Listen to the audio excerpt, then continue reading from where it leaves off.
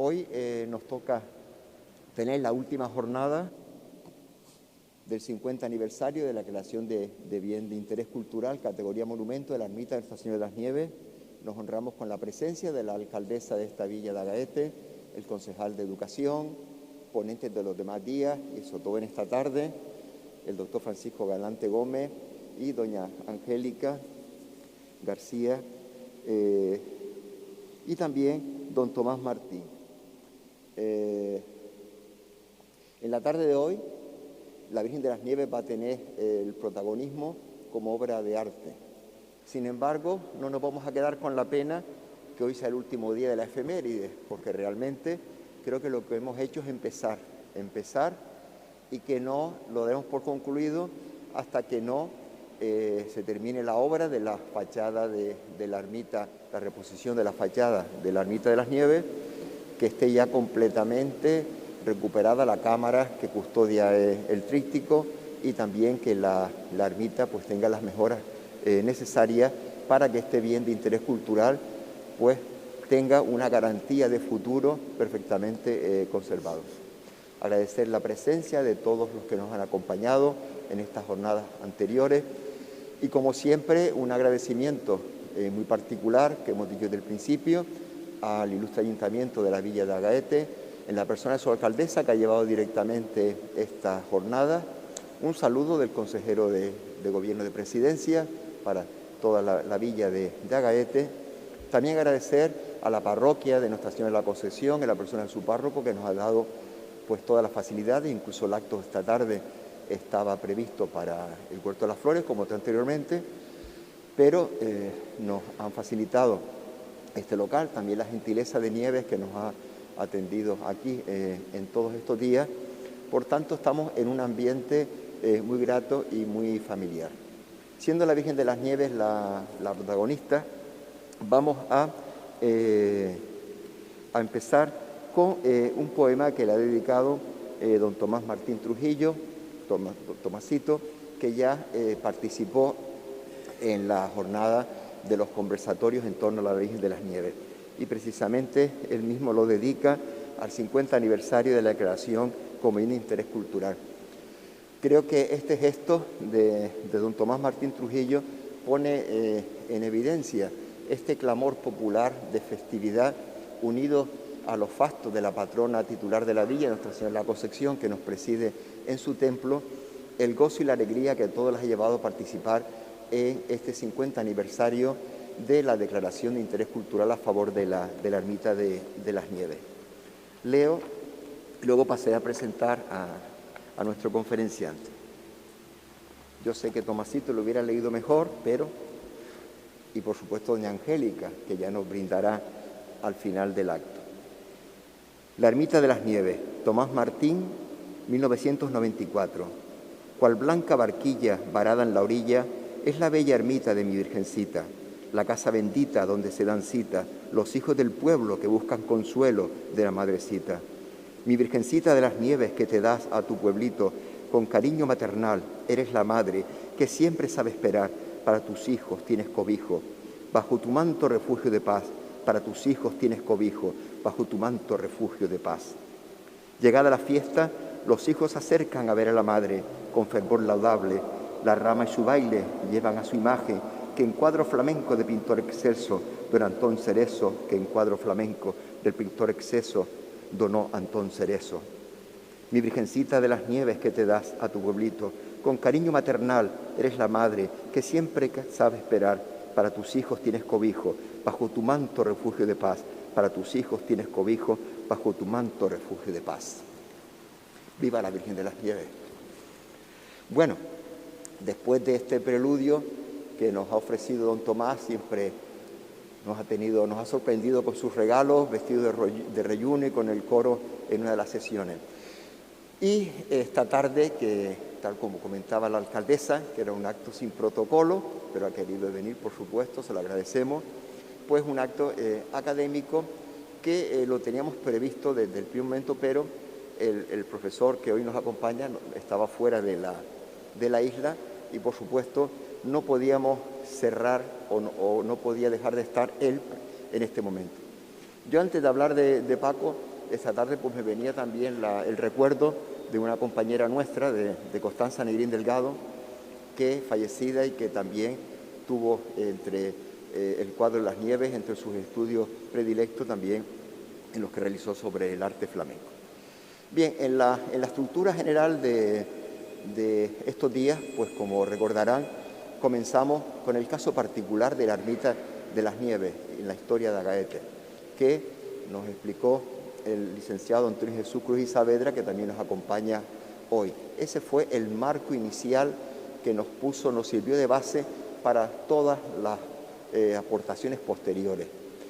Luego hubo toda la serie de elementos que están en el entorno a la Virgen de las Nieves, que fue en los conversatorios que tuvimos aquí, y eso pues le dio una amplitud al tema, y además sobre todo fue la participación masiva, podríamos decir, por el número de participantes, tanto de gente de la villa como de fuera de Agaete. En otros casos tuve la oportunidad de hablar de todas las devociones a la Virgen de las Nieves en Canarias. Y ya en la tarde de hoy pues nos centramos en torno a lo que gira todo, que es precisamente este cuadro, esta estampa flamenca, es lo que gira la ermita, la tradición, patrimonio material, inmaterial, todo. Por tanto, en este esquema pues no podía faltar primero el tema, e indudablemente la persona adecuada, no teníamos la menor duda. El doctor Francisco José Galante Gómez era la persona que tenía que estar hoy aquí con nosotros. Pudiera decir que hasta por dos factores.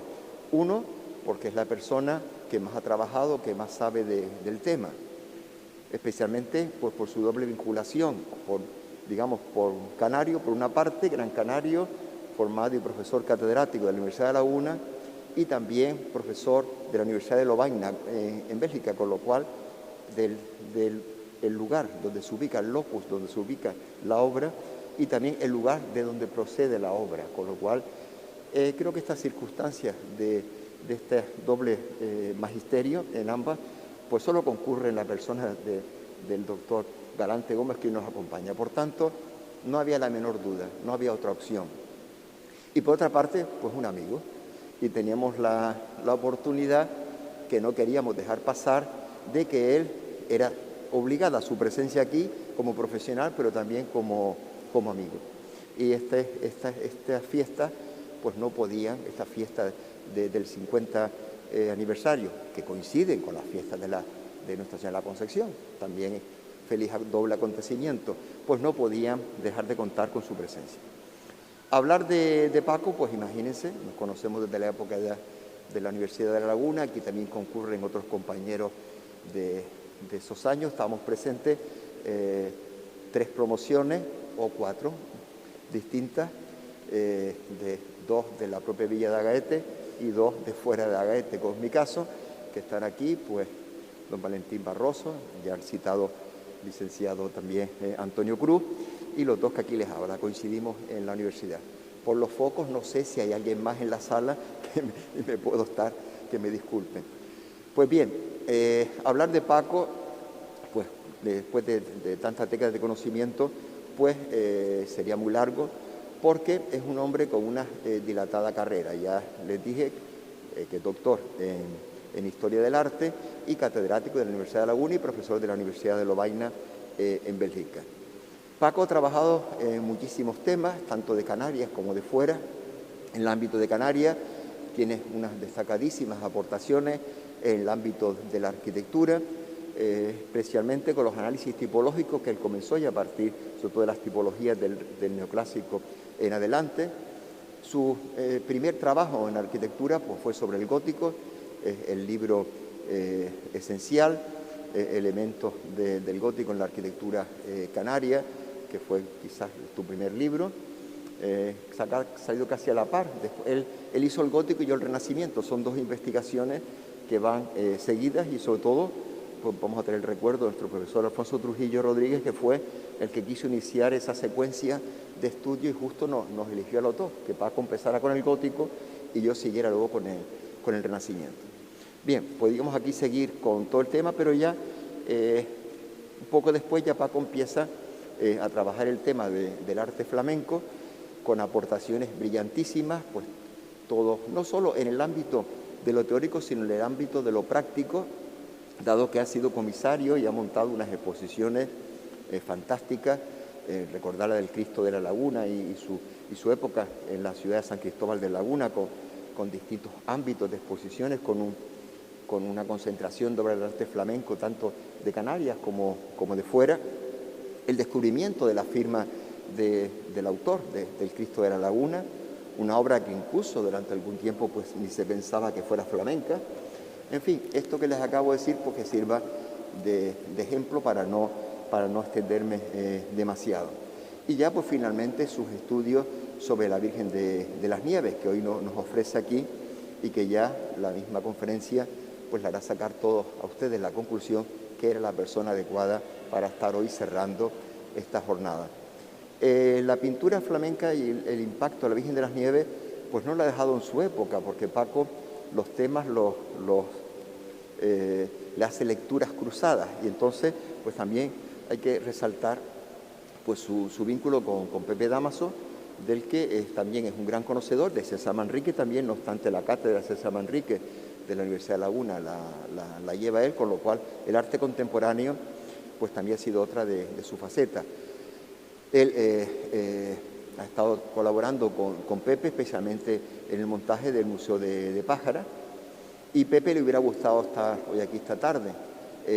Un saludo de él para todos sus conciudadanos de Agaete. Justo está en la presentación de un libro que se lo pusieron casi a la misma hora, y entonces no pudo venir con nosotros.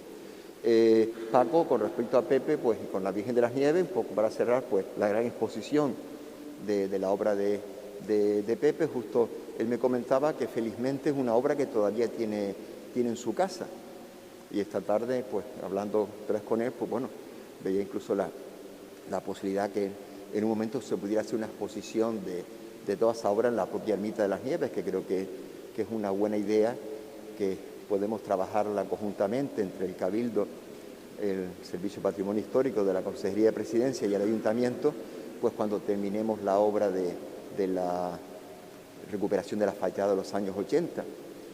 Pues bien, yo no me canso de hablar de Paco, pero claro, pero el que tiene que hablar esta tarde es él, y ya yo los dejo con ustedes. Gracias, Paco, por aceptar, por venir. Y en un momento casi pensábamos que no podía venir, pero bueno, felizmente ya tú ves, la Virgen de las Nieves con la Concepción hizo todo lo posible para que hoy estés aquí con nosotros. Muchas gracias por venir. Ahora bajamos el micro. Sí, yo me pongo de pie. Sí, tengo el otro.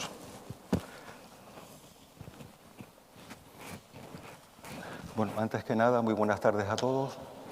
Agradecer a Llano sus generosas y excesivas palabras propias de un amigo. Parece que no es de Galver, parece que es andaluz, ¿no? Exagera demasiado. Ya verán que lo que voy a decir es muy elemental, muy sencillo. Agradecer al Cabildo de Gran Canaria la invitación que me ha hecho en voz de Llano, la presencia de la señora alcaldesa, que nos conocemos, aunque ella no me reconocía desde hace algún tiempo, y también pues la oportunidad de hablar en este magnífico edificio, aunque no estaba prevista la intervención en este lugar, sino en el Puerto de las Flores. Yo creo que aquí también es un lugar muy digno y muy acogedor, donde está depositada las tablas de las que vamos a hablar, y también coincide con una imagen, la imagen de la Concepción, cuyas fechas pues también pues coinciden casualmente en este momento, ¿no?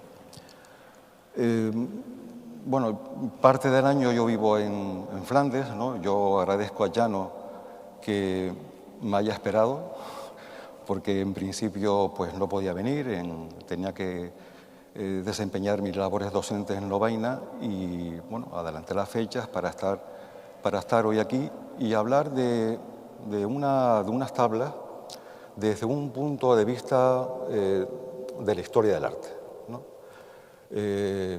Mucho y bien se ha escrito sobre este conjunto de tablas. Antonio, tenemos un estudio pionero que hizo en su momento. Chano también publicó una relación de la Virgen en una revista con obras de Job Van Cleef que existe en un museo vienés. Matías Díaz Padrón también le ha dedicado pues, un interés a este conjunto de tablas, ¿no? Y mi lectura, evidentemente, coincide en gran medida con todo lo que se ha dicho. Yo, sin embargo, voy a aportar quizás algunas cosas, algunas lecturas, ¿no? Como ya ha dicho Chano en la presentación, pues esto de las lecturas transversales, de lo que no se ve, pero está, que creo que es la historia del arte, que esto aparece ya a partir de los años 40 con Panofsky y otros historiadores. Yo creo que hay que entender la historia del arte no solamente como una serie de documentos existentes que son importantes, sino el objeto, ¿no? El objeto es el que habla, ¿no? Las tablas son las que hablan. Y claro, tenemos la mala fortuna, y yo voy a empezar,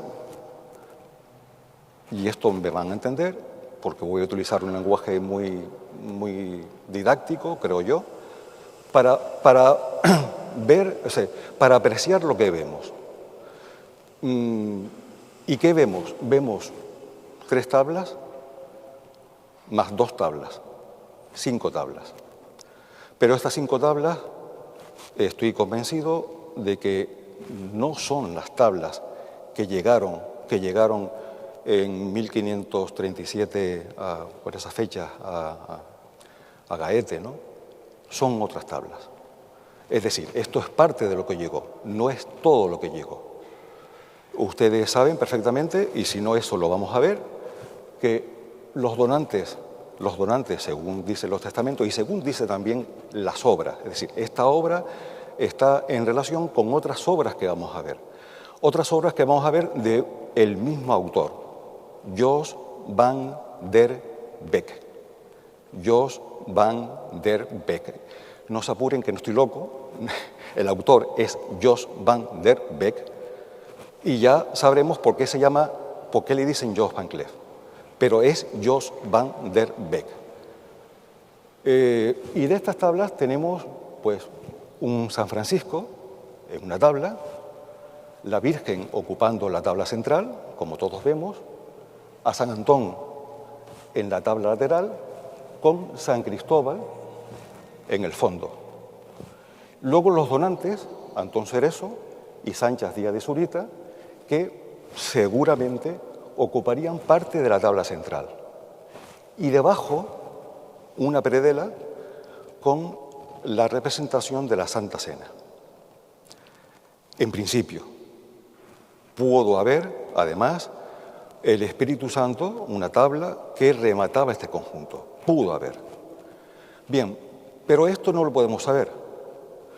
Sí sabemos que existía la predela. La predela, en 1930, hubo una exposición a Sevilla, se mandó este conjunto de tablas y la predela no regresó. Pero, ¿es en realidad un pintor flamenco quien lo hace? Esta es la pregunta. El pintor sí flamenco, o mejor dicho, estuvo en Flandes, mejor dicho, estuvo en Brabante en 1511, pero también estuvo en Francia en 1528-29 y luego regresa a Amberes en 1535. No le quiero tampoco bombardear con fechas, ¿no? Pero no es un pintor esencialmente flamenco. Es un pintor a la manera flamenca, pinta como un pintor flamenco, pero es un pintor además que tiene resoluciones compositivas que están vinculadas con el primer Renacimiento, sobre todo con Leonardo. Es decir, es un cuadro donde se representa desde el punto de vista plástico una simbiosis entre lo flamenco y lo italianizante. Y luego, desde el punto de vista compositivo, no es normal que en el arte flamenco aparezca San Francisco, San Antón Eso no es muy habitual. Veremos que hay artistas que representan sobre todo a San Francisco, pero lo habitual, y ya explicaremos en el desarrollo de la charla por qué, es que el arte flamenco tiene como tema iconográfico, como tema fundamental, la vida de Cristo. La vida de Cristo, solamente la vida de Cristo. Hay temas excepcionales y sobre todo temas excepcionales que funcionan a veces por encargo. Y luego tenemos color. Yo creo que la tabla más singular es San Francisco, donde el virtuosismo, la calidad técnica, el dibujo, la precisión, la línea, que son características de Jos van der Beek, Jos van Cleef, están presentes. Lo demás, yo creo que pertenece al atelier de Jos van der Beek, Jos van Cleef. Pero eso no desmerece el conjunto de tablas, porque tengamos en cuenta de que Jos van der Beek tenía un gran taller donde habían muchos aprendices, tenía mucho trabajo, tenía una gran demanda de trabajo y casi todas las tablas pues son productos de taller, que eran revisadas evidentemente por el maestro del taller. Y tenemos el color que en el arte flamenco es un color, y en Jos van der Beek, que tiene un sentido, vamos a llamarle, compositivo y simbólico. Compositivo y simbólico. Si se pierde como horizonte esa referencia, no se entiende el arte flamenco. Es decir, tenemos que plantearnos por qué las vírgenes flamencas aparecen todas con manto rojo. ¿Por qué en algunas tablas excepcionales, solamente recuerdo dos, una en esta y en otras de Jan van Eyck, aparece el loro?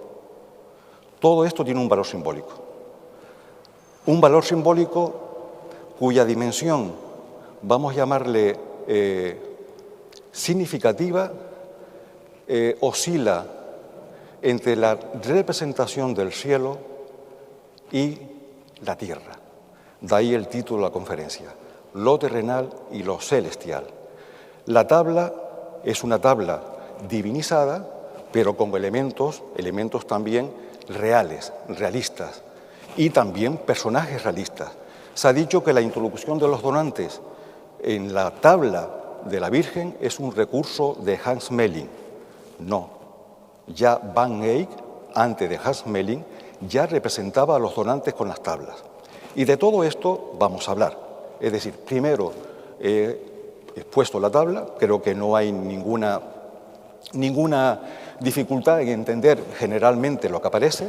Aparecen elementos que están vinculados también con los primitivos flamencos y claro, para eso tenemos que entender el contexto. Es decir, esto es una tabla de arte internacional, no son tablas locales.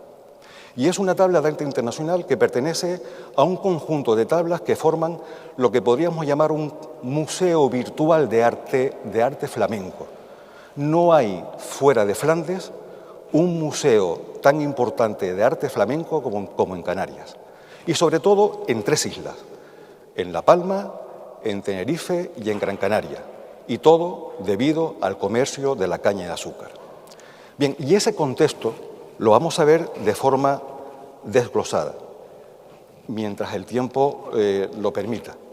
Ya sé, Llano, que estuviste bastante tiempo hablando y entonces no me vas a quitar la palabra mientras yo esté hablando. Y perdón, que luego tendrás que intervenir. Bien, hoy los antiguos Países Bajos, la extensión para entendernos, los Países Bajos es como Galicia, nada más.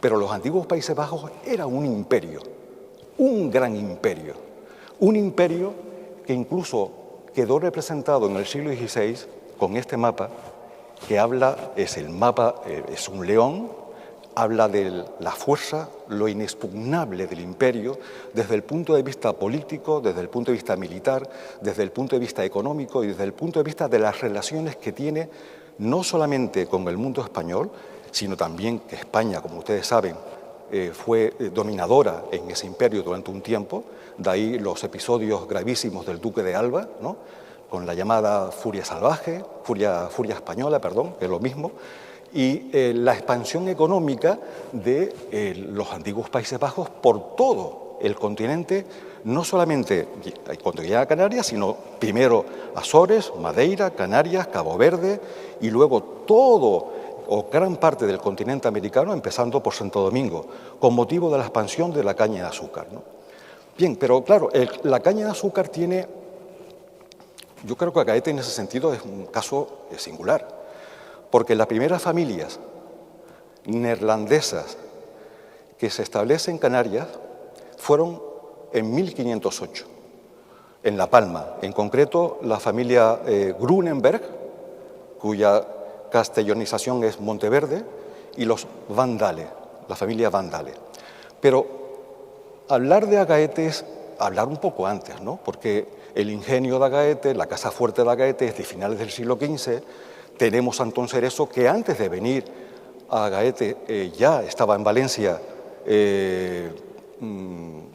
dedicado al mundo de los negocios, que cuando llega a Agaete hereda, por decirlo de una manera, los terrenos por parte de su hermano Francisco Cerezo.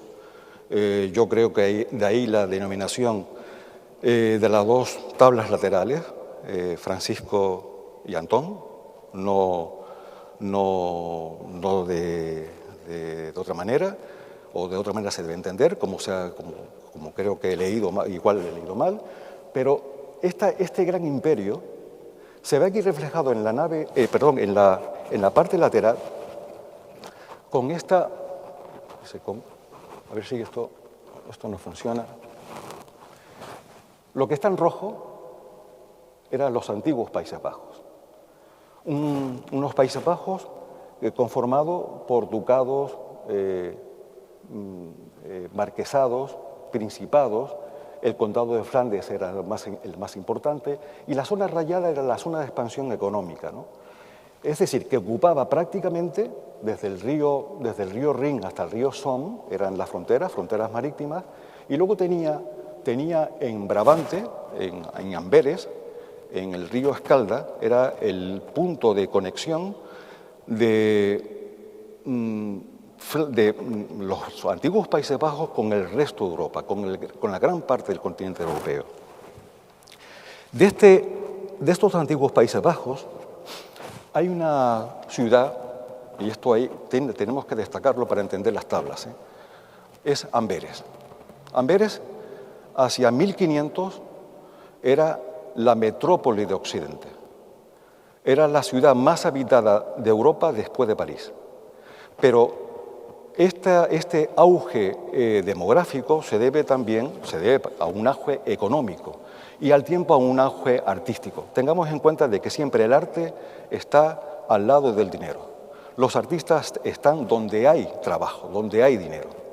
En apenas 40 años, Amberes quintuplicó la población entre 1480 y 1510. Quintuplicó su población. Se multiplicó también el número de puertos fronterizos, ¿no? De 5 puertos pasó a 21 puertos, siendo el río Escalda, un río de aguas profundas, el río que canalizaba toda la exportación y la importación hacia ese lugar, ¿no?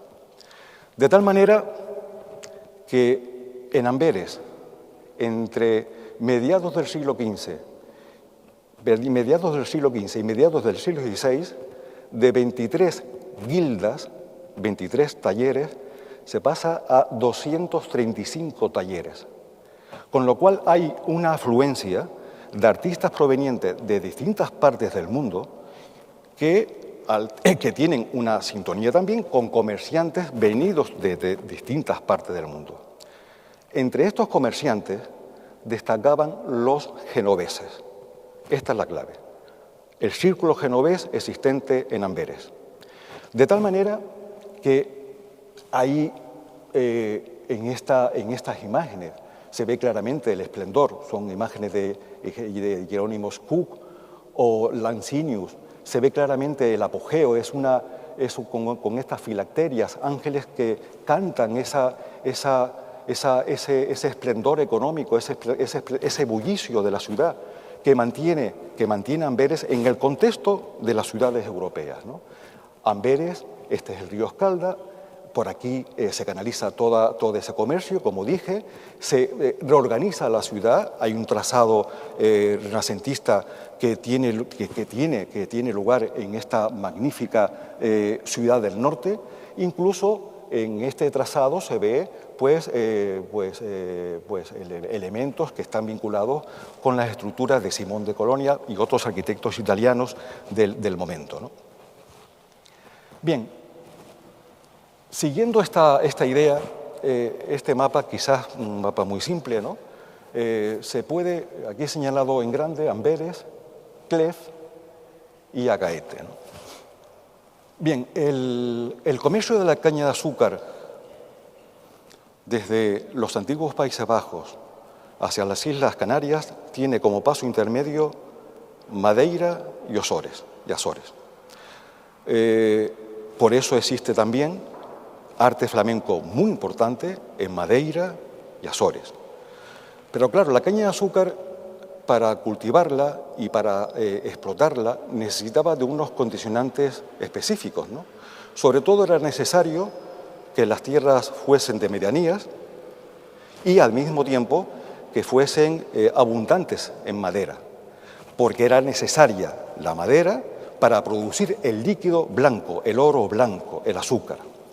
De tal manera que cuando los neerlandeses, que llamaban a las islas portuguesas islas flamencas, ese es el apoderío colonial del término, no son islas portuguesas para ellos, sino islas flamencas, cuando ya el terreno queda totalmente desértico, desde el punto de vista para la producción de la caña de azúcar, se trasladan a Canarias. En Canarias compran terrenos, sobre todo pertenecientes a los descendientes del adelantado Alonso Fernández de Lugo, y son estas dos familias que cité antes, los Monteverde y los Gunenberg, o Monteverde y los Vandales, los que se asientan en La Palma. A partir de ahí hay evidentemente una colonización, sobre todo en tres islas, por parte de un crisol de comunidades, porque estas familias neerlandesas traban linaje con italianos, con franceses, y de ahí se determina el grado de, vamos a llamarle, de cosmopolitismo que tenemos en Canarias. Canarias no tiene una historia, vamos a llamarle,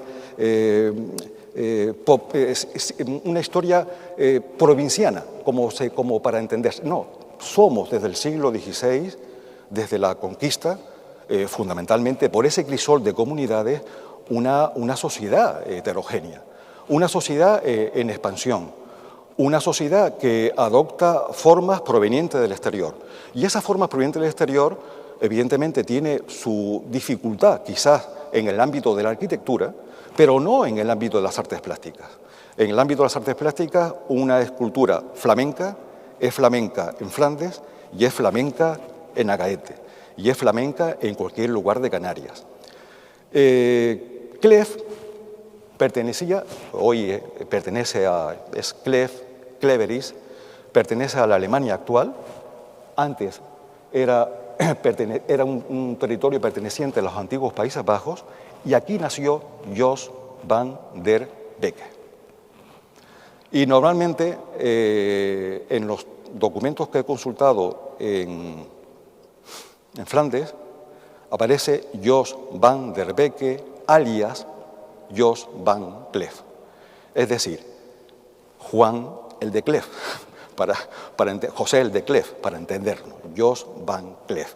Pero el documento es Jos van der Becke, su nombre original. No se sabe cuándo nació, ni no se sabe cuándo murió. Se barajan 2 años, la muerte quizás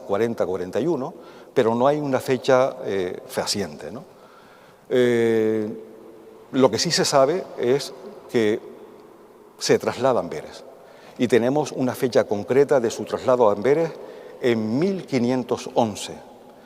1511, él trabaja antes de 1511 con su maestro, John West, trabaja para un retablo existente en la iglesia de San Nicolás, en Calcar, cerca de Clef, y a partir de 1511 aparece en Amberes como un aprendiz de un taller.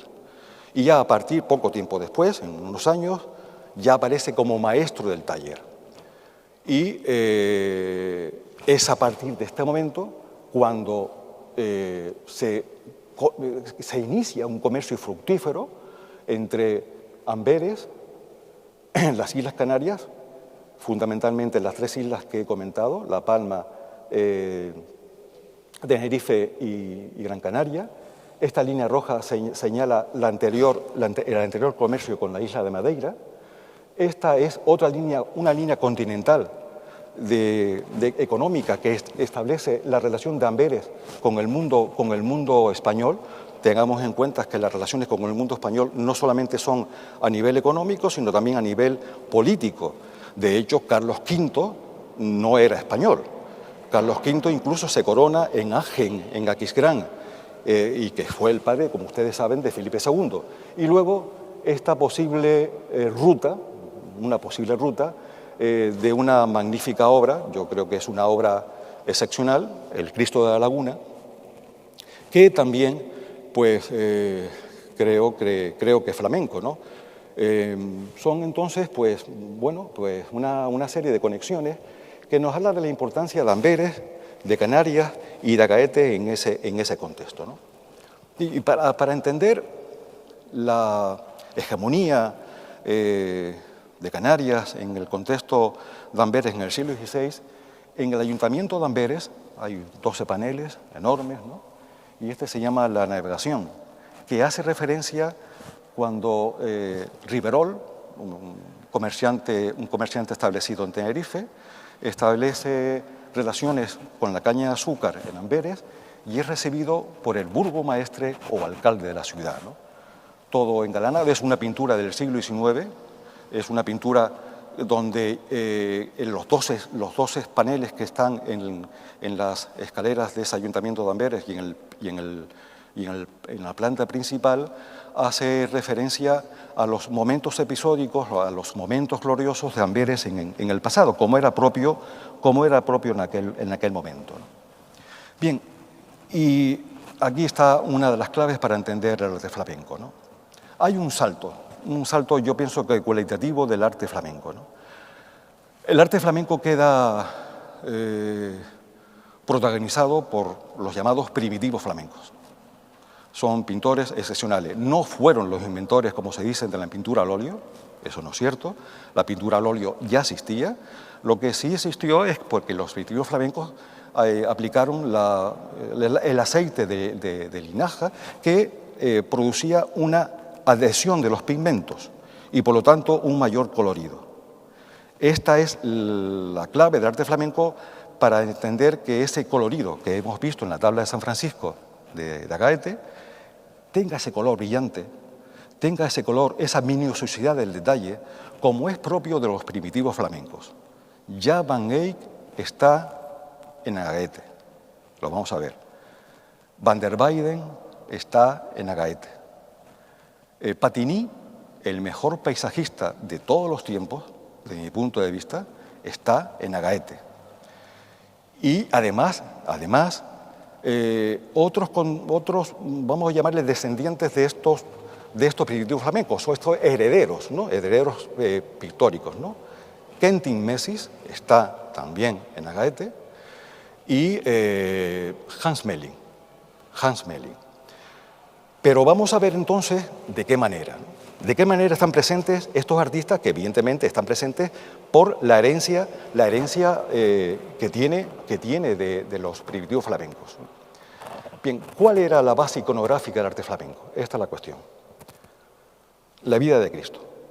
Hay un movimiento que se llama la devotio moderna, un movimiento que fue fundado por Gerard Groth, en el siglo XII, fundado por los dominicos seculares en un convento flamenco. Bien, en ese convento, pues, Gerard Groth difundió lo que era la teoría de la devotio moderna. La devotio moderna era una devoción que estaba en oposición a una cultura, vamos a llamarle culta.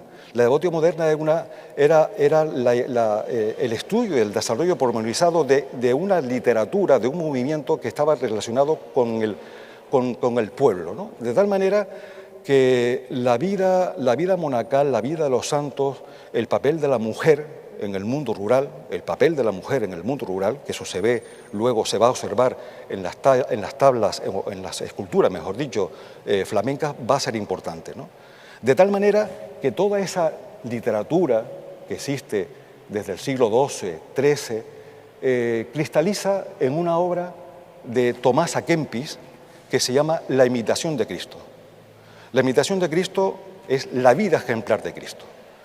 Todo el arte flamenco tiene que estar vinculado desde el punto de vista iconográfico con la vida de Cristo, desde su nacimiento hasta su muerte.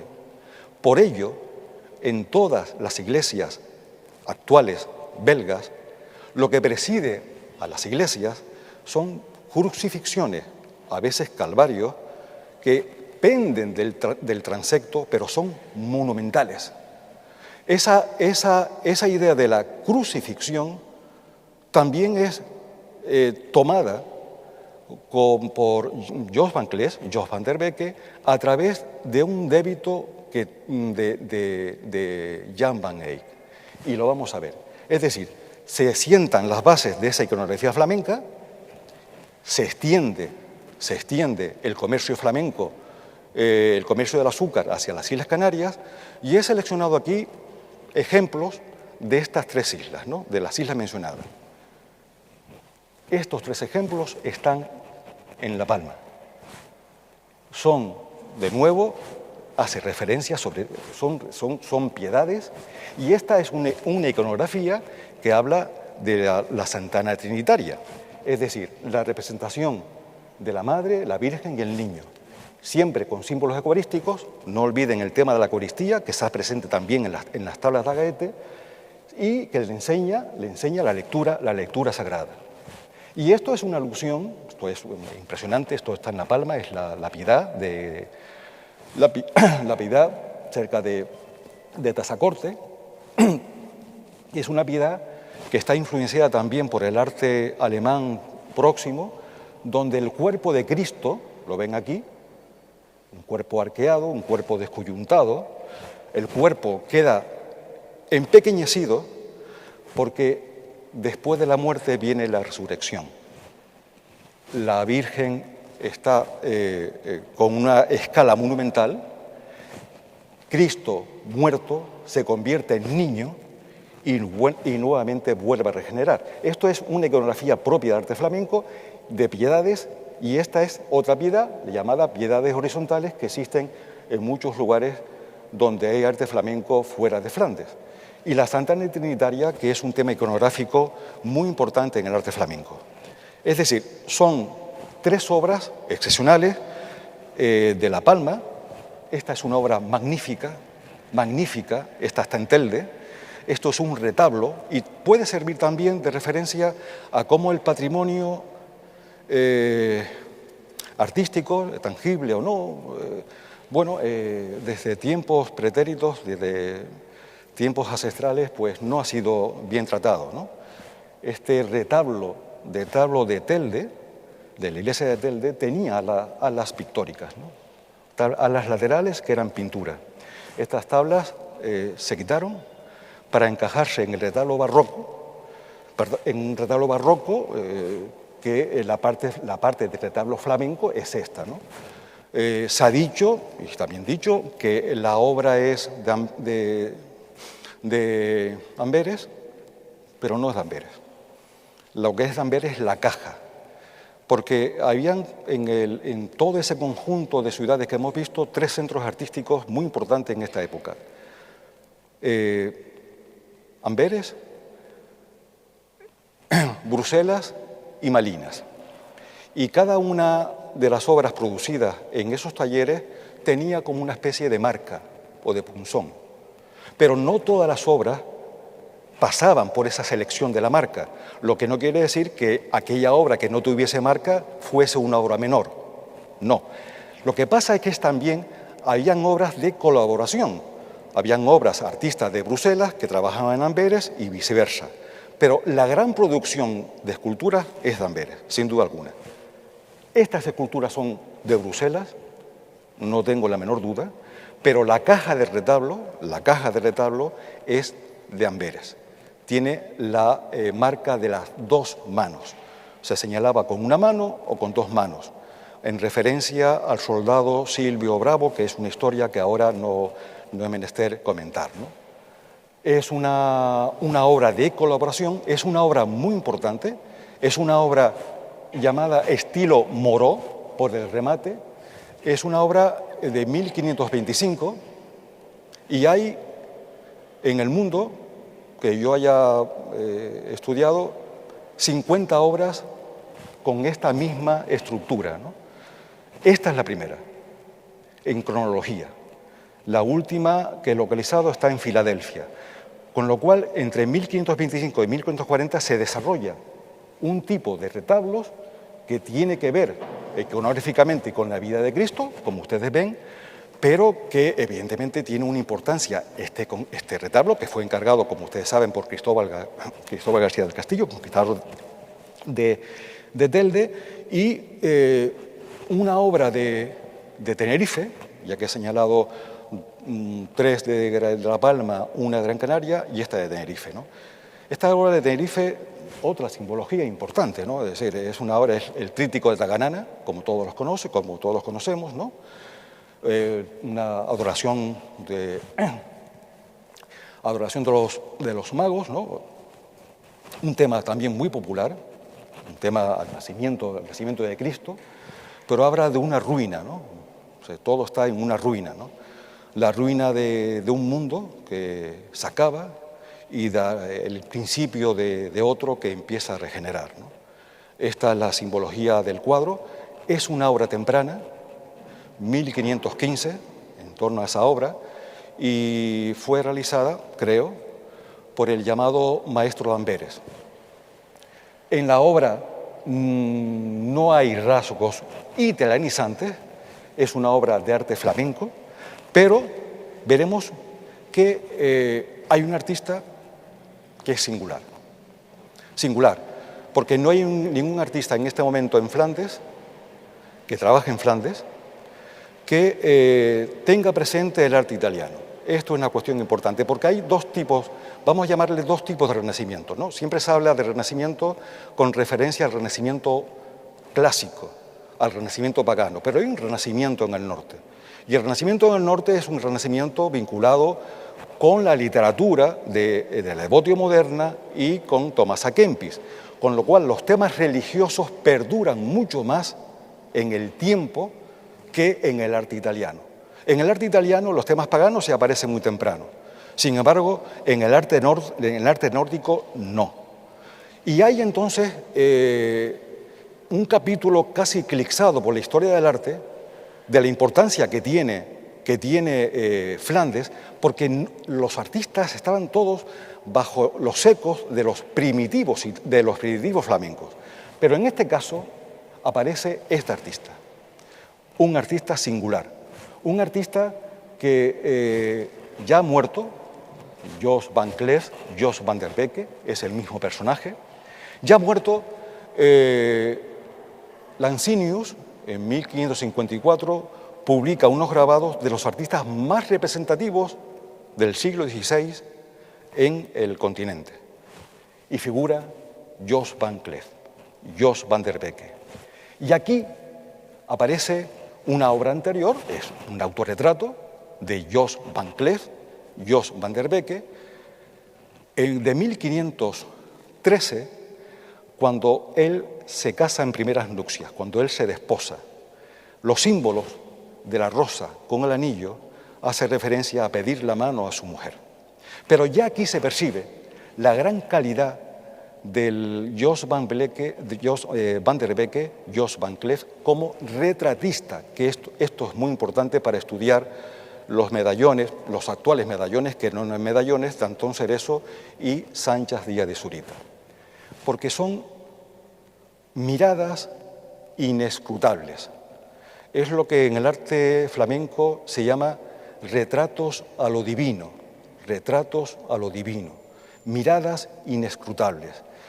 Y esto ya lo había iniciado Jan van Eyck, pero lo desarrolla sin duda alguna, sobre todo Jos van Cleef. Pero ya se percibe claramente el gusto que tenía, la habilidad, la destreza que tenía Jos van der Becke para el arte del retrato, que desarrolla sobre todo cuando es invitado a Francia para trabajar en la corte del rey Francisco I. Bien, aparece entonces esta obra. Esta obra es de Jan van Eyck. Jan van Eyck. Bien, en esta obra de Jan van Eyck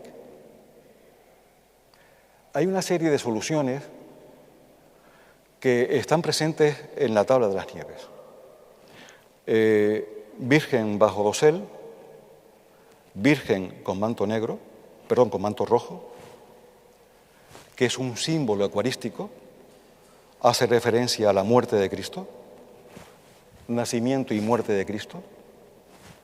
Los donantes ya integrados en el plano de la Virgen, es decir, una visión mística, espiritual, vinculado con una representación terrenal, el cielo y la tierra, y luego esos paisajes propios del arte flamenco, paisajes profundos, paisajes en perspectiva, paisajes detallistas, paisajes meticulosos. Esta idea de un arte representado con esas maneras, ¿no?, se refleja también en obras de Jos van Cleef. Esto es una magnífica obra de Jos van Cleef. Es la Lamentación. La Lamentación que lo que produce, lo que genera, es el Cristo en posición frontal. Cristo gira la cabeza hacia la derecha con un detalle de los movimientos de los drapeados que son realmente singular. Y luego, de nuevo, las figuras encuadradas, muy bien encuadradas, con la composición del color formando grupos de figuras y luego como marco, como ventanas abiertas al mundo, los paisajes flamencos, que son paisajes, y esto es importante, idealizados. No son paisajes realistas. No hay ningún paisaje flamenco realista. Son paisajes idealizados. Y que esto, por favor, quede para entender luego lo que son las tablas que están a Gaete. No son paisajes realistas, son paisajes idealizados. Y estos paisajes idealizados tiene en un pintor, Patinny, un excepcional valor. Patinny es el mejor pintor de paisajes de toda la historia del arte. Es mi opinión. Pero sin duda alguna era el mejor pintor de paisajes en Amberes, que se establece en Amberes 2 años después de Jos van Cleef, 1513. Son muy amigos, íntimos amigos, más que amigos. Y en Patinny hay un concepto, esto es importante, creo, para las tablas de Agaete, del llamado paisaje continuista. Paisaje continuista, es decir, paisajes que representan una cosa, para entendernos, en este lado, y otra cosa en este lado. Pero son, al ser paisajes idealizados, pertenecen a un mismo paisaje. Esa idea del paisaje continuo, Esa es una idea de Pattini que también asume Jos van der Beke. Ya hemos visto cuáles son las claves de interpretación, pienso, es una propuesta, evidentemente, ¿no? Las claves de interpretación desde el punto de vista plástico, las claves de interpretación desde el punto de vista estético, el contexto social, económico, por los cuales las tablas de Agaete están aquí, por los cuales las tablas de Agaete también no es un hecho aislado, no es un hecho particular, obedece a un conjunto de elementos, a un conjunto de piezas que están en las Islas Canarias de arte flamenco. Y tengamos presente de que el arte no es solamente lo que se ve. El arte, la pieza de arte, el objeto de arte, habla, se manifiesta. Y es lo que está dentro y detrás, lo que no vemos, lo que interpretamos, pero lo que interpretamos evidentemente a través de unos elementos o de conocimiento, mejor dicho, pronunciados, ¿no? Bien, aparece la tabla de San Francisco. Vamos ahora a desglosar tabla por tabla. Tabla por tabla. Los estigmas de San Francisco. San Francisco con un paisaje detrás. Nuevamente el paisaje flamenco.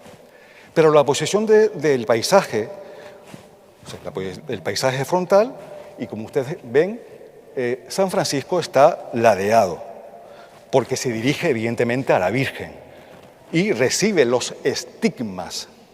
Y recibe los estigmas de un Cristo alado.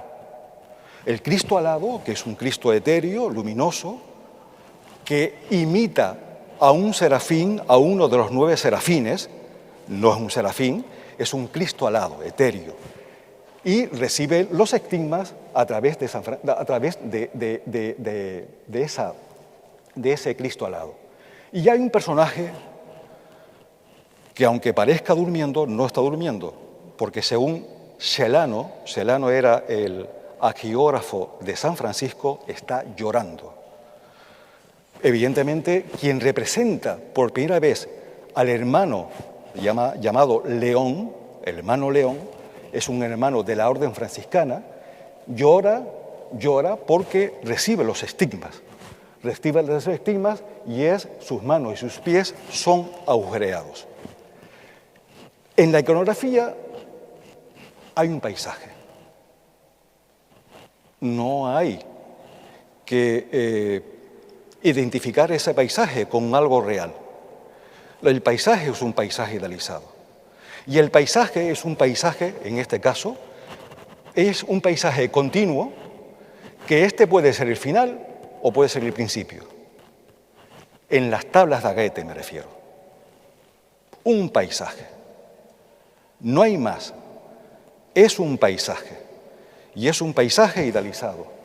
Y este paisaje idealizado, es decir, esta figura, la introduce Jos van der Beke en la iconografía franciscana. No.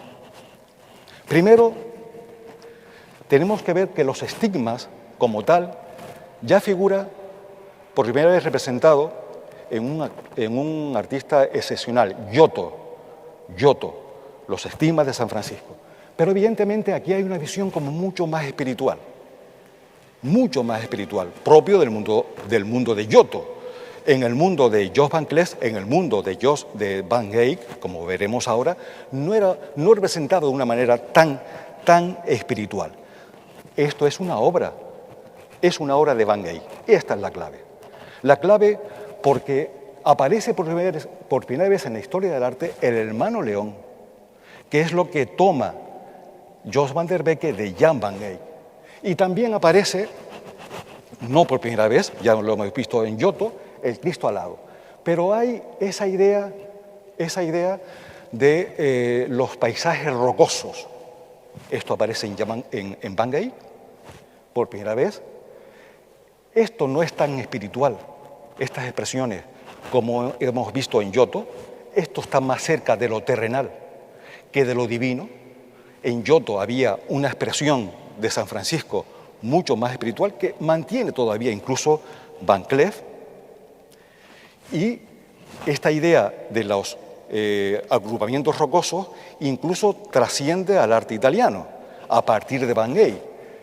San Francisco, con esa agrupación de rocas, es una obra de Bellini, Giovanni Bellini, donde hay esa relación entre el arte flamenco y el arte italiano. Y vamos a ver esto. Son fragmentos de ese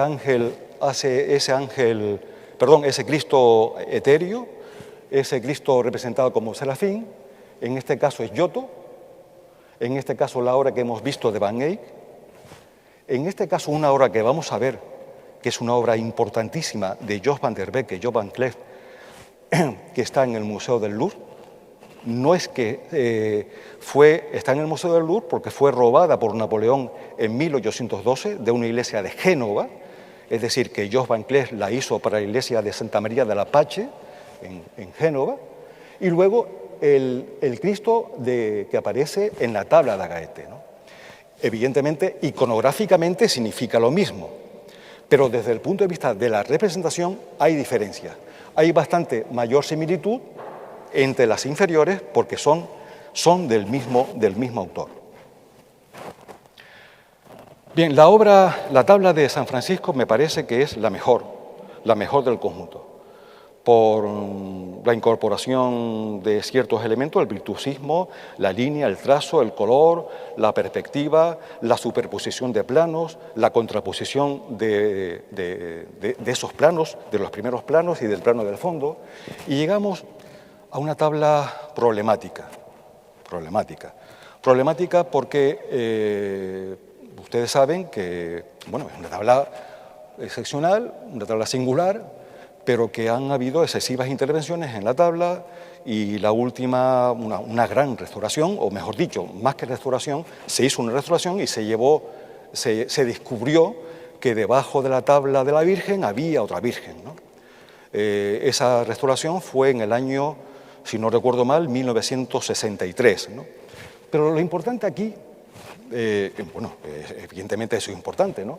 Es que es una tabla que está pintada a la manera de Brujas. Y ese es el error. Es decir, ¿por qué? ¿Por qué se dice? ¿Por qué esta tabla tiene algo que ver, digo, en conjunto, con Brujas? Porque Jos van der Becke, Jos van Clef, se establece en 1511 en Amberes, pero antes trabaja en Brujas. Brujas, antes de 1500, era un centro de apogeo comercial, económico y artístico. Y por tanto estas vírgenes, bajo Peana, Doselete, aparecen en los artistas de Brujas, que trabajan en Brujas.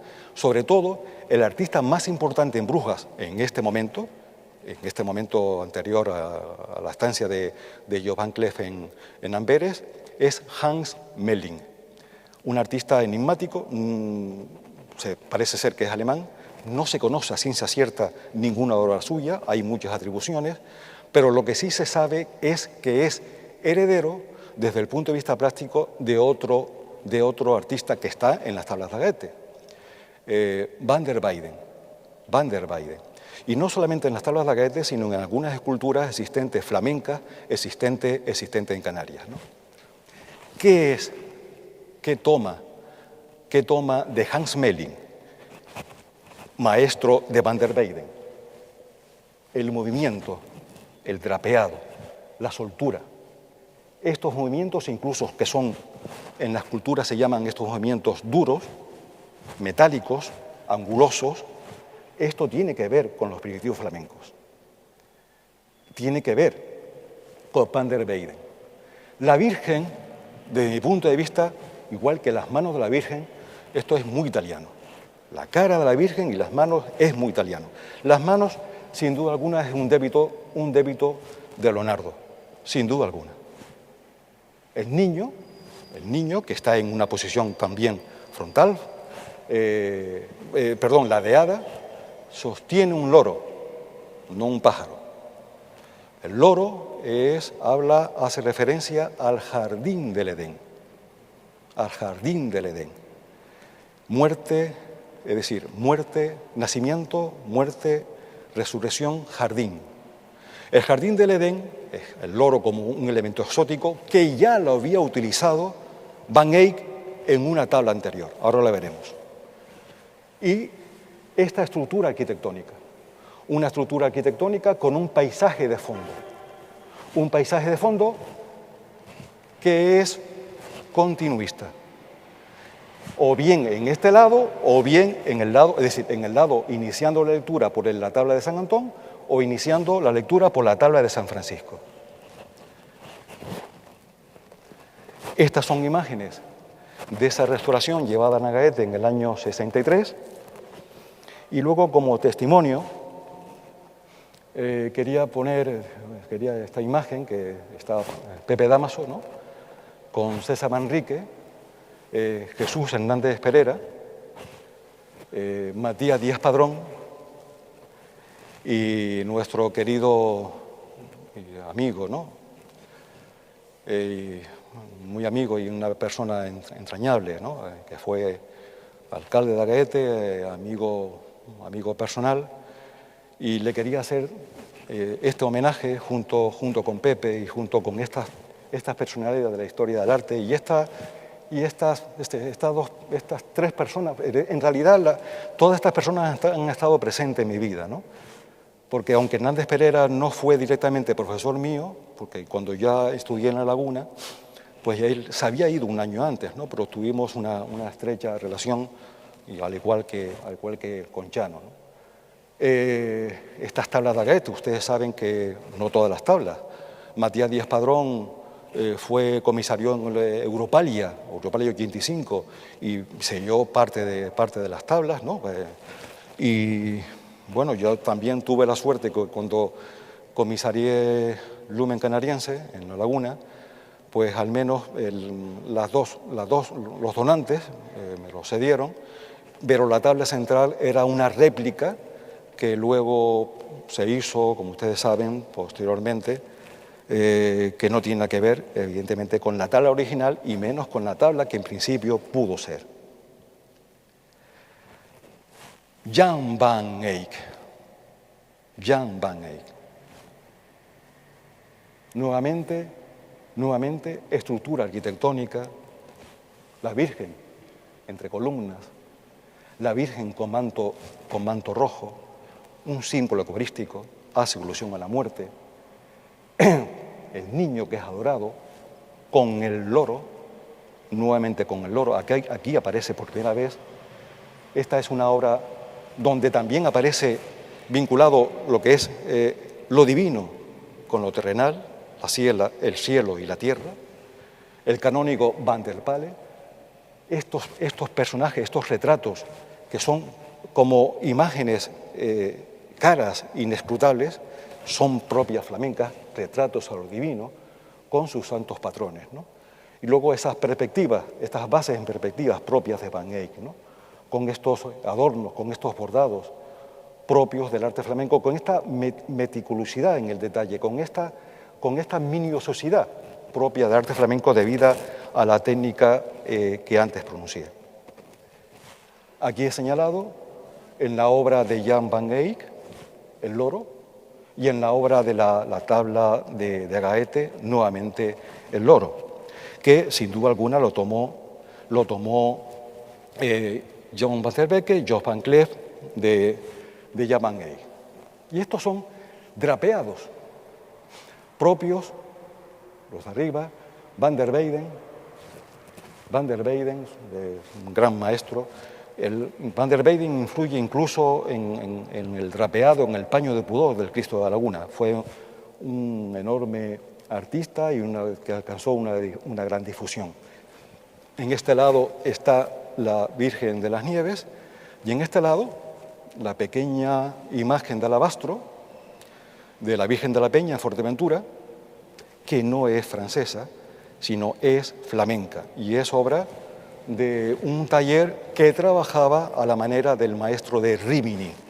Rimini está en Italia, pero Rimini hace alusión a que esas esculturas flamencas fueron descubiertas por primera vez en Rimini.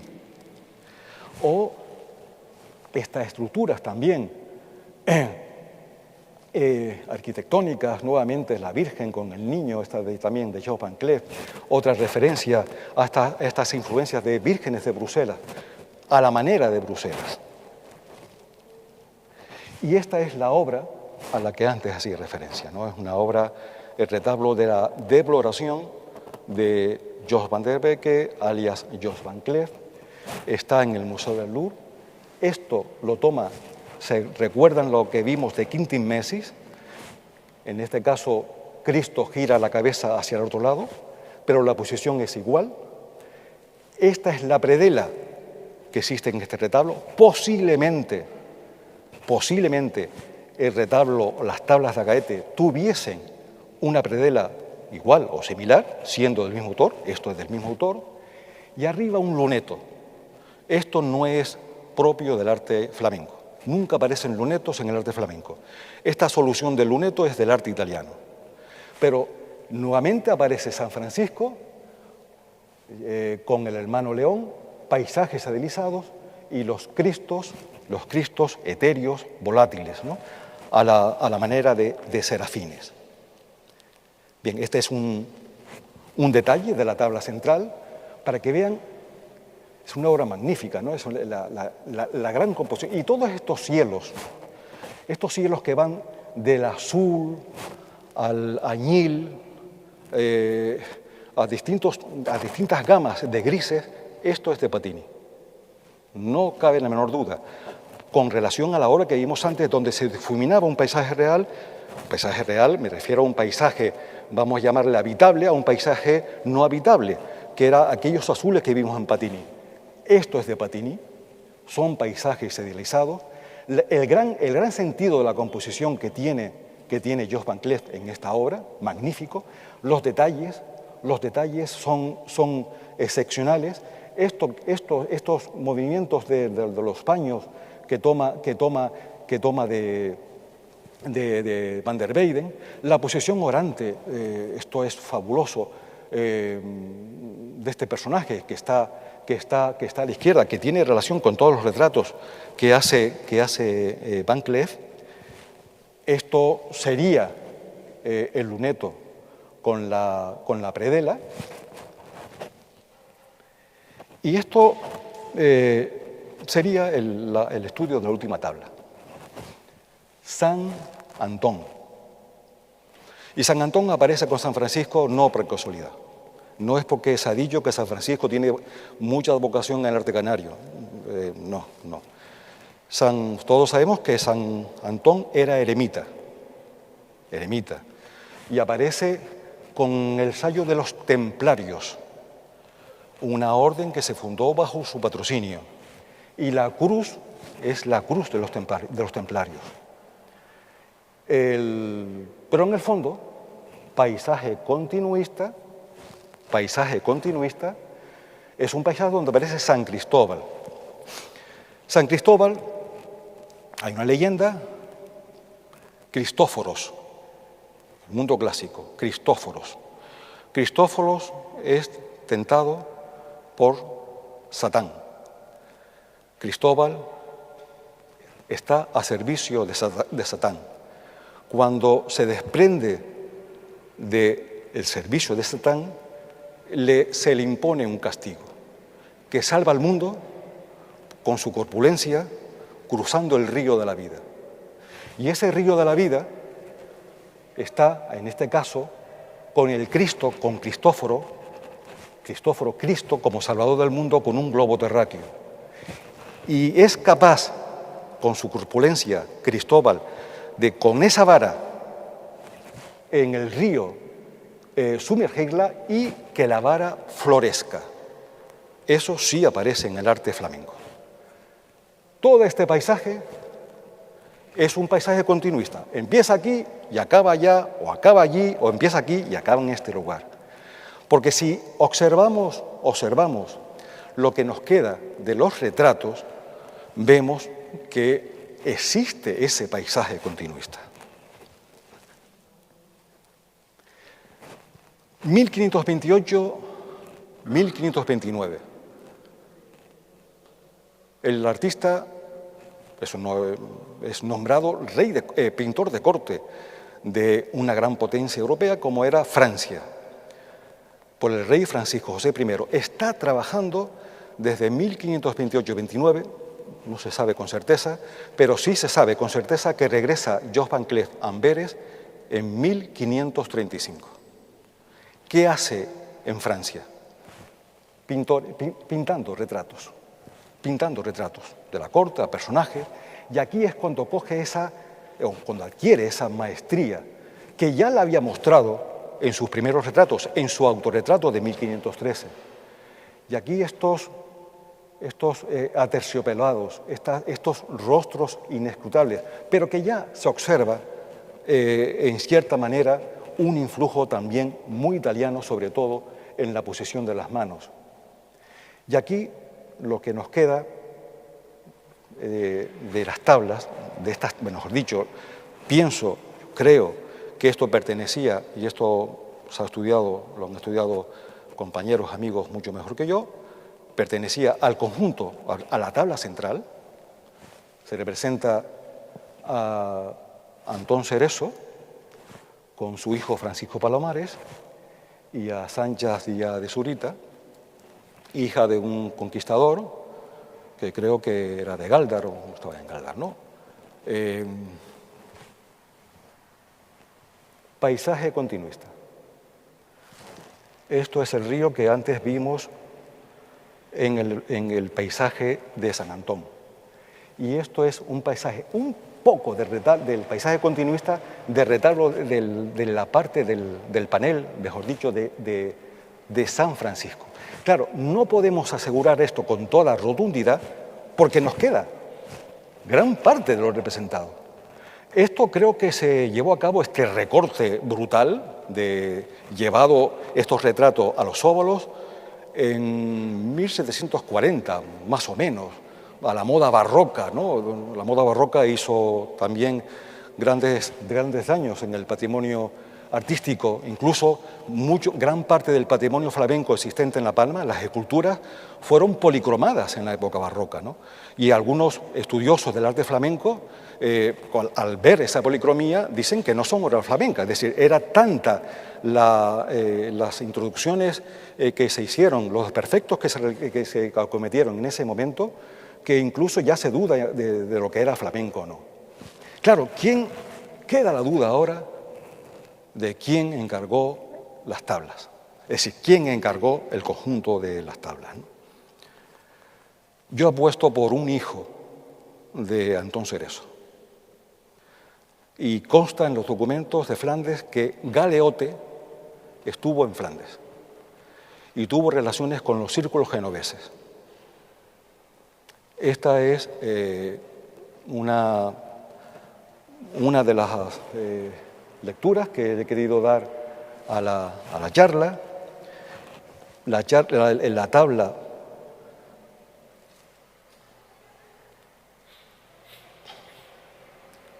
podía haber sido así, ocupando evidentemente estos retratos el panel central, y con la predela que hemos visto antes del retablo de la Deploración en París.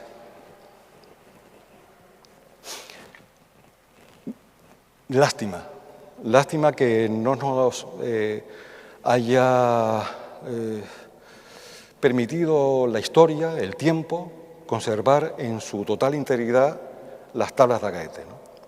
Eso no desmerece que tenemos en este lugar pues la única obra de Jos van der Becke, la única obra en Canarias de Jos van Cleef. Una obra realmente singular, de alcance internacional, no lo olvidemos, de alcance internacional, y que apuesto ahora, ya no se había adelantado en la presentación, yo venía con ese propósito, ¿no? Con ese propósito. Saben que me une una estrecha amistad, íntima amistad con Pepe Dámaso, y con César Manrique me unió también, éramos muy amigos, ¿no?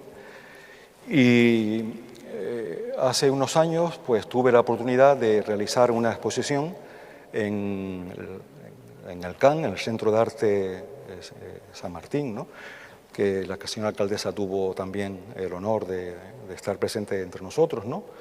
Era un encuentro entre, un hipotético encuentro, ¿no? En el tiempo, ¿no? entre Jos van der Becke, Jos van Cleef, Pepe Damaso. Y lo que hizo Pepe Damaso fue una reinterpretación minuciosa de las tablas de Agaete. Le dije en su momento a Pepe que antes de exponer la exposición en el San Martín, lo ideal hubiese sido exponer solamente lo que hizo de retablo en la Ermita de las Nieves. Pepe cumplió años ayer, hablé con él tiene excesiva confianza en mí, no sé por qué, y me dijo que presentara lo que yo le propuse a él. Pepe está dispuesto a donar su obra, la obra del planteamiento de la producción de las tablas de Agaetes al pueblo de Agaete para que sea expuesta en la Ermita de las Nieves, conjuntamente con el retablo o con las tablas de que se conserva, ¿no? Y posiblemente, pienso yo, evidentemente yo propongo, ¿no? Una vez que se concluya el sabio replanteamiento de la Ermita de las Nieves, he seguido desde Flandes todas las conferencias, lo he seguido puntualmente todas las intervenciones y al final de escuchar a tanta gente de una forma tan brillante, digo, ¿y yo para qué voy? ¿Para qué? Que yo no puedo aportar nada más, ¿no? Pero quizás sea una preciosa oportunidad cuando se replantee desde el punto de vista arquitectónico las tablas de Agaete, la Ermita de las Nieves, tener no solamente el Museo de Pepe en su casa, sino también en la Ermita de las Nieves una imagen, un conjunto de tablas que él vivió desde que era pequeño a ser de este lugar, ¿no? Ahora mismo le estoy preparando un museo a Pepe en Pájara, ya el edificio está acabado, va a ser un museo exclusivamente dedicado a él, un edificio construido de nueva planta, y pienso que Agaete ha hecho mucho por Pepe, que la corporación municipal, no tengo la menor duda de que es un hijo, no un hijo predilecto, es un hijo universal de Agaete y del mundo, ¿no? Y igual esta propuesta, que yo la planteo bajo el consentimiento de Pepe, porque fue quien se lo planteé, inicialmente en el año 2014, cuando se celebró Encuentros, creo que fue, no recuerdo muy bien, o 2011, no recuerdo muy bien, pues sería una oportunidad para llevar a cabo esta propuesta, o al menos que se considere, ¿no? Y una vez más, pues nada, agradezco la presencia de todos, ¿no? Perdón por la extensión, agradezco a la alcaldesa, a la iglesia, a Chano, al Cabildo, a todos, ¿no? A mis compañeros. Antonio hizo un estudio magnífico en anuario, que yo cuando leí aquello digo, bueno, Antonio, ya con esto no sé qué más decir, ¿no? Entonces yo lo que he planteado en esta charla son unas propuestas estéticas, ¿no? Unas propuestas estéticas que podrían valer o no podrían valer, que podrían caber, pero evidentemente la historia del arte es una historia humanística, ¿no? Y la historia humanística necesita de una reflexión, no es el dato solamente. El documento está bien, pero luego hay que reflexionar, hay que interpretar y luego hay que tomar también, tomar una postura, plantear soluciones, porque solamente los valientes que estamos abordados al fracaso, al menos planteamos cosas valientes, aunque seguimos abordados al abismo. Mi vida ha sido así. Planteé el Cristo de la Laguna como flamenco, cuando se dudaba, planteé la Virgen de la Peña como flamenco, cuando se dudaba, y planteo todo esto porque estoy convencido de lo que digo, evidentemente estoy convencido, pero no quiere decir que tenga la razón absoluta, porque nadie la tiene. Entonces, muchas gracias y no sé qué más decir.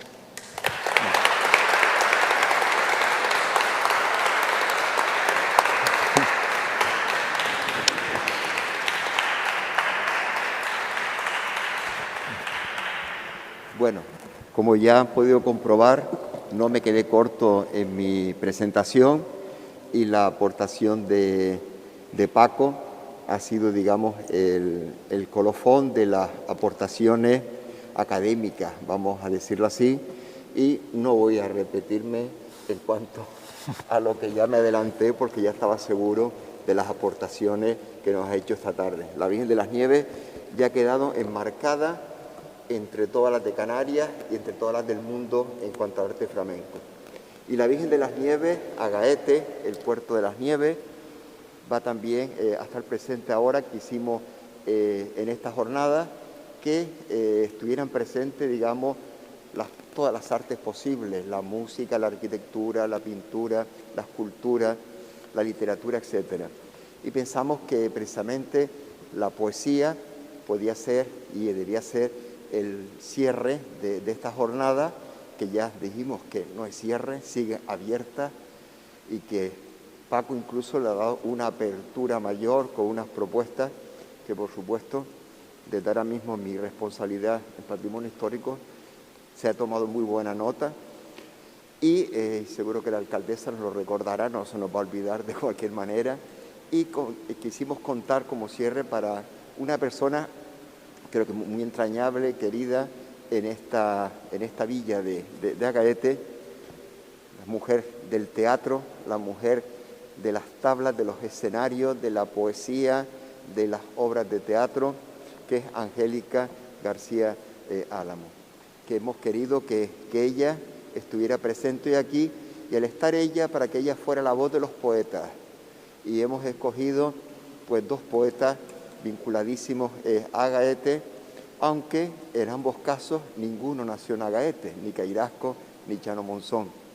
Por tanto, el cierre va a ser, digamos, los poemas dedicados a la Virgen de las Nieves del Templo Militante, que ya don Julio nos habló de la significación de esa magnífica obra que es el Templo Militante, y también los versos de nuestro querido y entrañable Chano Monzón, Sebastián Monzón, que fue vecino tantos años aquí en esta villa, pero que también, pues para mí es un orgullo que está aquí, porque como todos saben, pues era galdense como yo, hijo predilecto y cronista honorario de mi ciudad, aparte de otros reconocimientos que tuvo, del Pergamino Capitán Quesada, del encuentro de letras y versos del Atlántico, etc.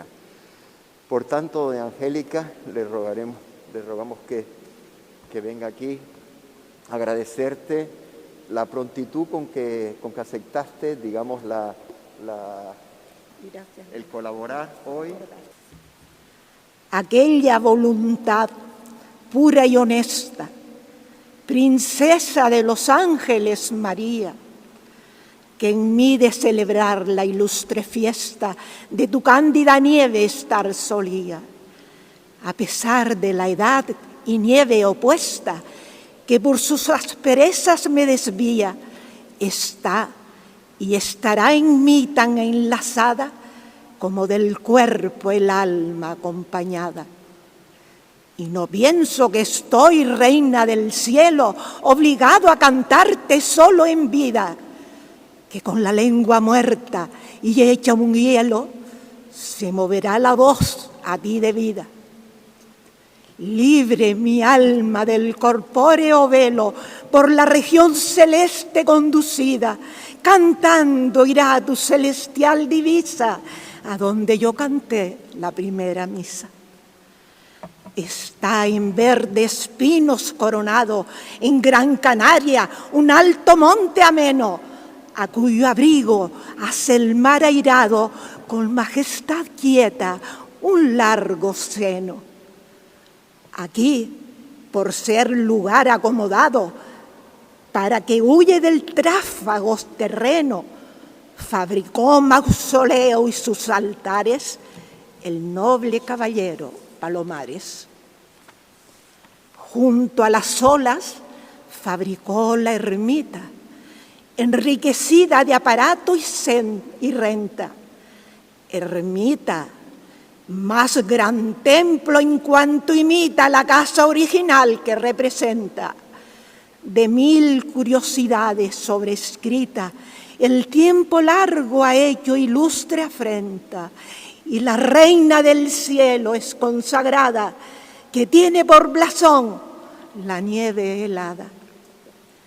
Reside aquí su imagen milagrosa, que excede en los delirios sus colores, más blanca que la nieve y más hermosa que el prado de abril lleno de flores. Aquí responde pura y amorosa a cualquier petición de pecadores. Que entre tantos retratos nuestra dea parece que con este se recrea. Con las 5 palabras a mis manos, allí bajo el eterno Rey piadoso, alzarle vio con ojos soberanos de Mateo y María el par famoso. Y viéronle sus hijos, mis hermanos, Constantín, Serafín, Félix brioso, Constantina, Alejandra, damas bellas, que en virtud y beldad han sido estrellas. Mas, ¿dónde me lleváis, dulces memorias, dulces y alegres cuando Dios quería? Mucho pueden pretéritas victorias en una remota fantasía. Cantemos, pues, entre las 9 historias que os canta nuestro templo, musa mía, aquella de la nieve, y dadme aliento para que no se me hiele el pensamiento. Llamóse de la nieve, de las nieves, porque tuvo la nieve por señal de iglesia bella. Llamóse de Liberio, porque anduvo este pastor solícito en la sella. Llamóse del pesebre, porque estuvo el Belén depositado en ella. Y al fin, por ser de más alta fama, Santa María la Mayor se llama.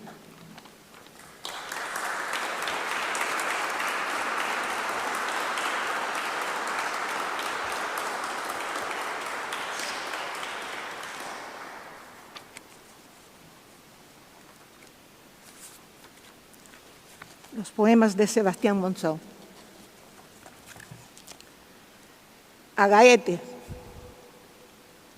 enigma, magia, ensueño. ¿Sobre qué sortilegios te cimientas que en tal manera turbas y enamoras? ¿Qué eres en esencia? ¿El triunfante Vinicio de lo azul? ¿Acaso sombra y luz, barranco y piedra? ¿O solo eres la imagen de un poema en blanco y negro que no tiene fin?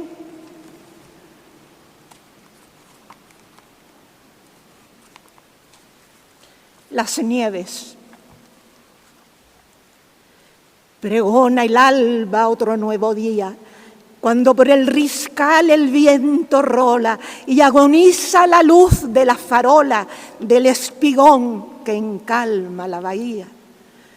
Junto a las nubes el pinar asoma su encendido verdor sobre el vacío y baja en la mañana cual rocío de pino y de retama un suave aroma. El sol de otoño entibia la ribera que el flujo de sonora albura baña, donde empieza el trepar de la montaña y retoza la brisa marinera. Y corre por la mar un fulgor radiante que hiere tiernamente la mirada, un azul de clareza inmaculada, caído de la gloria en un instante. Las gaviotas revuelan en la orilla, mientras reza en la ermita la señora. y sueña con nostalgia pescadora al pie de la escollera una barquilla.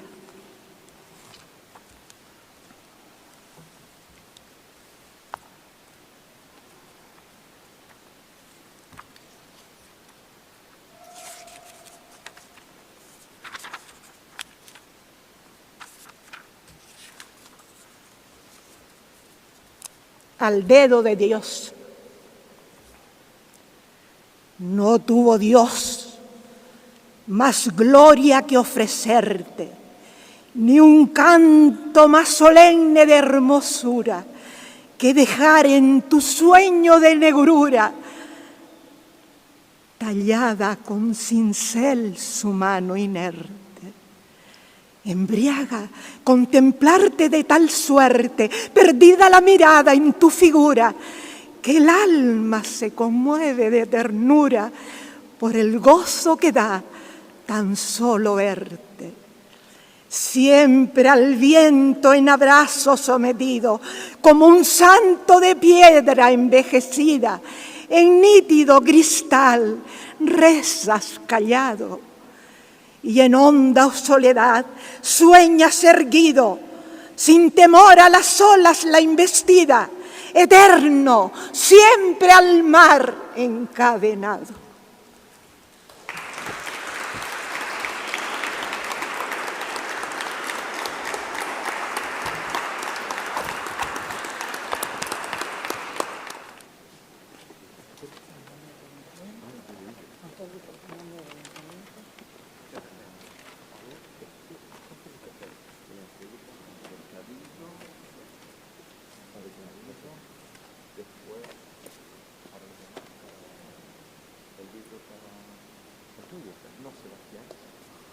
Bueno, también queremos reconocer,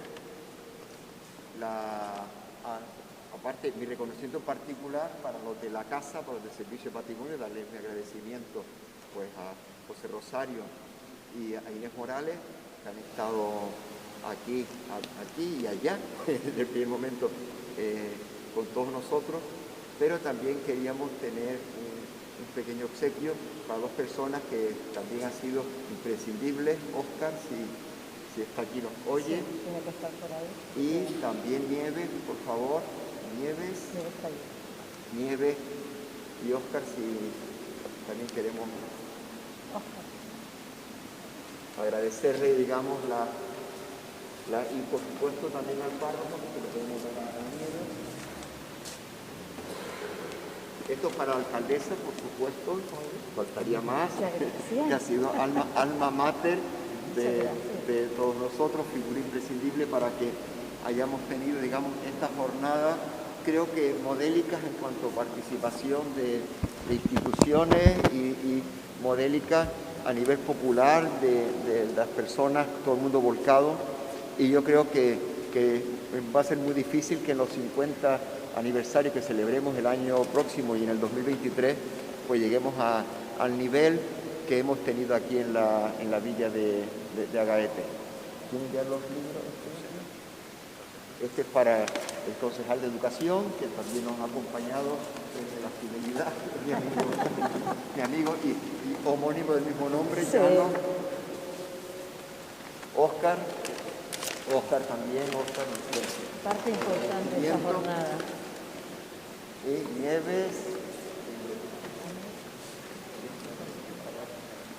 pues Nieves que también, Nieves lo va a recibir doble porque también vaya a recibir del párroco, para que se lo haga llegar nuestro agradecimiento a don Ricardo.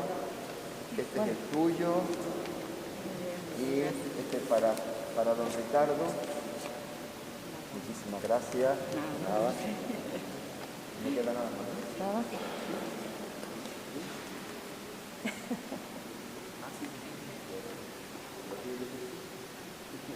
¿Dónde está la señora?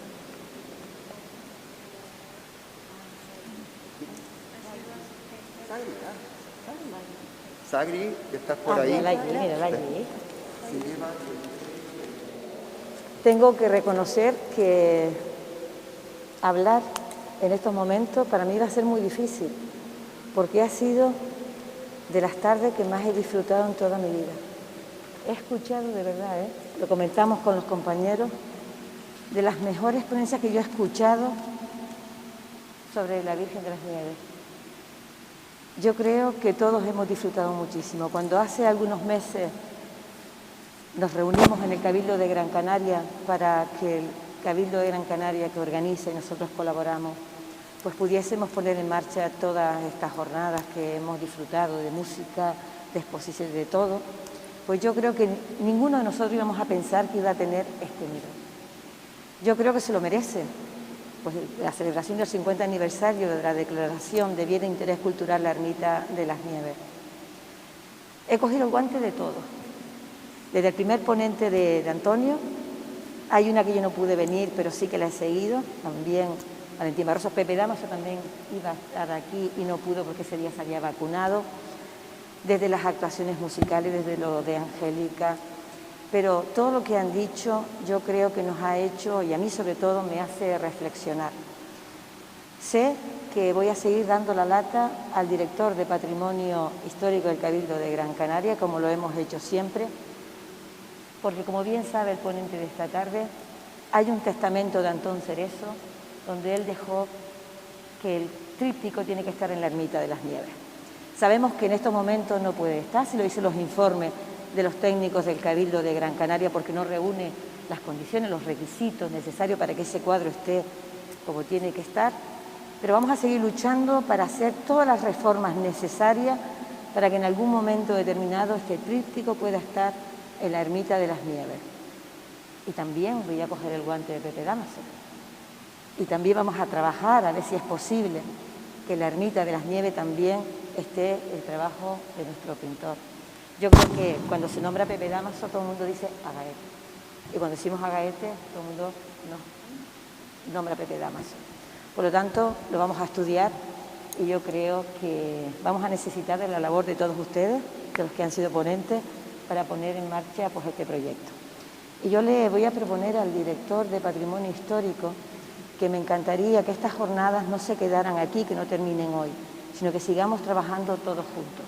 Creo que se lo merece nuestra ermita, nuestro tríptico, y yo le propongo que todas las ponencias que hemos escuchado desde que se iniciaron, pues se plasmen en un libro. Y tenerlo aquí, en el Ayuntamiento y en el Cabildo de Gran Canaria, para recordar esos 50 años de la declaración VIP de la Ermita de las Nieves. Yo creo que no van a decir que no. No estoy pidiendo demasiado, pero sería un honor, porque además también fue ponente el director y también disfruté, como disfruté con la de Antonio y con todas las que escuché. Y vamos a seguir unidos, trabajando por el patrimonio que tenemos, no solamente en la isla de Gran Canaria, sino especialmente el de nuestro municipio, Agaete. Muchísimas gracias a todos los que nos han acompañado a lo largo de la jornada. Muchas veces no era la hora adecuada, inauguramos un viernes a las 5 de la tarde, pero tuvimos público y yo creo que en todo, pues mucha gente también lo han seguido a través de internet, ya nos lo decía el ponente, y aquí estamos en el Ayuntamiento para que todos los historiadores nos ayuden pues, a poner en valor pues, todo el patrimonio que tenemos en nuestro municipio. Muchísimas gracias también pues, a todos los técnicos, a todo el personal, a la Iglesia, por supuesto, que nos prestó desde el primer momento que vimos que iba a ser imposible por el tiempo celebrar estas jornadas en el Huerto de las Flores, y desde luego también a los trabajadores de Patrimonio Histórico, como ya se les premió, a Nieves, y bueno, se le dio un premio a Oscar, pero yo creo que era merecido porque ha estado mañana, tarde y noche. Así que gracias a todos y desde luego no va a ser la primera que va a dar aquí. Le vamos a invitar porque vamos a seguir disfrutando de toda esa sabiduría. Muchísimas gracias. Y gracias a todos ustedes y además se lo transmite también al consejero del Cabildo de Gran Canaria de Presidencia y de Patrimonio. Gracias a todos y muy buenas tardes.